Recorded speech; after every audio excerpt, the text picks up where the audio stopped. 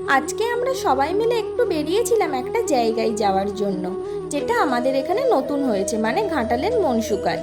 তাই আমরা সবাই মিলে রেডি হয়ে বেরিয়ে পড়েছি ওখানে যাওয়ার জন্য। টোটো করে বিকেলের মনোরম পরিবেশে গ্রামের প্রাকৃতিক সৌন্দর্য দেখতে দেখতেই মাঝপথে পেয়ে গেলাম 10 ফুট উঁচু একটা বড় শিব ঠাকুরের মূর্তি।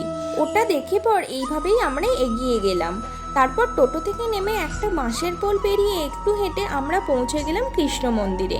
এই মন্দিরের কারুকার্য সত্যি খুবই সুন্দর, যা দেখে চোখ জুড়িয়ে গেল। আমরা মন্দিরের চারিপাশটা ঘুরে দেখতে দেখতে তার মধ্যেই আরতি শুরু হয়ে গেল। প্রথমে তুলসী দেবীকে আরতি করে তার চারপাশে প্রদক্ষিণ করে তারপর একে একে রাধা কৃষ্ণ, রাম লক্ষ্মণ সীতা ও শেষে গৌরনিতাইকে আরতি করা হলো। 1 ঘন্টা ধরে ঠাকুরের আরতি দেখার পর আমাদের সকলের মন ভরে গেল। তারপর আমরা ওখানে বসে ঠাকুরের ভোগ খেয়ে বাড়ি চলে এলাম। দেখা হচ্ছে নেক্সট ব্লগে।